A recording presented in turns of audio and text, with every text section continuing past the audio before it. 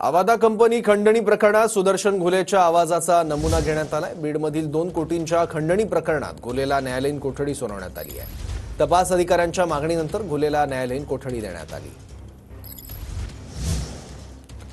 महादेव मुंडे हत्या प्रकरणात विशेष पथकाची परळीत झाडाझडती। विशेष पथक अंबाजोगाईत तळ ठोकून आहे। या प्रकरणाच्या तपासणीसाठी 1 पोलीस निरीक्षक आणि 4 कॉन्स्टेबल असे 5 जणांचं विशेष पथक नेमलं आहे।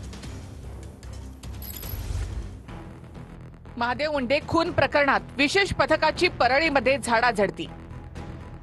बीडचे पोलीस अधीक्षक नवनीत कौवत यांनी स्थापन केलेल्या पथकाकडून झाडाझडती।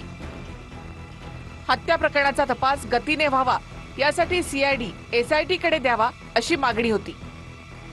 त्याच अनुषंगाने 1 पोलीस निरीक्षक आणि 4 कॉन्स्टेबल असं 5 जणांचं विशेष पथक या प्रकरणाच्या तपासासाठी नेमण्यात आलंय।